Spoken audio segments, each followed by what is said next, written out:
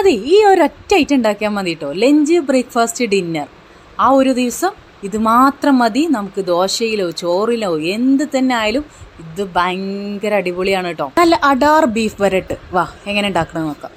ആവശ്യത്തിനുള്ള കുരുമുളക്, വലിയ ജീരകം, ഒരു നുള്ള് ചെറിയ ജീരകം കൂടെ ഇട്ടിട്ടുണ്ട്.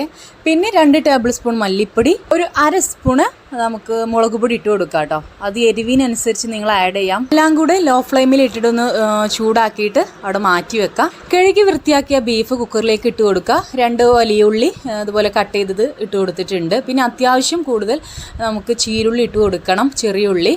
പിന്നെ ഉപ്പ്, ആവശ്യത്തിനുള്ള ഉപ്പ്, മഞ്ഞൾപ്പൊടി ഇട്ട് കൊടുക്കാം. പിന്നെ കുറച്ച് വിനാഗിരി ആഡ് ചെയ്യുന്നുണ്ട്, കുറച്ച് ആഡ് ചെയ്യുന്നുള്ളൂ. ഇതിന് പകരം നിങ്ങൾക്ക് ലെമൺ ജ്യൂസ് ആയാലും മതി. പിന്നെ വേപ്പിലിട്ടിട്ട് നന്നായിട്ടൊന്ന് കൈവച്ച് കുഴച്ചിട്ട് നമുക്കൊന്ന് വേവിച്ചെടുക്കാം. അപ്പോൾ ഞാനിവിടെ വെള്ളം ആഡ് ചെയ്യുന്നില്ല. ഈ ഉള്ളിയിലുള്ള വെള്ളവും പിന്നെ ബീഫിലുള്ള വെള്ളം ഇതിലേക്ക് ഇറങ്ങി വരും. ഒരു 3 വിസിൽ ലോ ഫ്ലെയിമിലും 3 വിസിൽ ഹൈ ഫ്ലെയിമിൽ ഇട്ടാൽ നമ്മുടെ ബീഫ് റെഡിയാവും കേട്ടോ. ആദ്യം നമ്മൾ കുരുമുളകിൻ്റെ ആ മസാല ഞാൻ ചൂടാറിന് ശേഷം മിക്സഡ് ജാറിലിട്ടൊന്ന് പൊടിച്ചെടുത്തിട്ടുണ്ട്. പിന്നെ ഇത് ഒരു പാൻ എടുക്കുക, അതിലേക്ക് വെളിച്ചെണ്ണ ഒഴിച്ചു കൊടുക്കുക. പിന്നെ തക്കാളി ഇതുപോലെ അരിഞ്ഞത് ഇട്ട് കൊടുത്തിട്ടുണ്ട്. ഇതിന് മുന്നേ ആയിട്ട്, തക്കാളി ഇടുന്നതിന് മുന്നേ ആയിട്ട് ഇഞ്ചി വെളുത്തുള്ളി പേസ്റ്റ് ഇട്ടിട്ടൊന്ന് വഴറ്റിയെടുക്കണം. എന്നിട്ട് തക്കാളി ആഡ് ചെയ്യാം.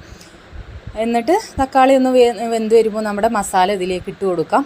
മസാല ഇട്ട് കൊടുത്ത് നന്നായിട്ടൊന്ന് ഇതുപോലെ മിക്സ് ചെയ്തെടുക്കുക കേട്ടോ. എന്നിട്ട് നമ്മുടെ ബീഫ് ഇതിലേക്ക് ആഡ് ചെയ്ത് കൊടുക്കുക. നമ്മൾ വെള്ളം ചേർത്തിട്ടില്ല, ആ ബീഫിലുള്ള വെള്ളം ഒക്കെയാണ് കേട്ടോ അതിലുള്ളത്.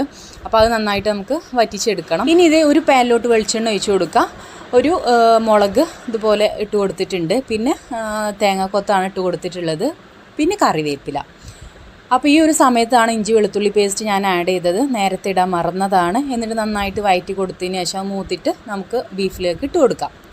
ഓക്കെ, എന്നിട്ട് നന്നായിട്ട് മിക്സാക്കി കൊടുക്കാം. ഇങ്ങോട്ട് നോക്കിയേ, ഈ ബീഫ് കാണുമ്പോഴത്തേനും ഇങ്ങോട്ട് കഴിക്കാൻ തോന്നുന്നില്ലേ?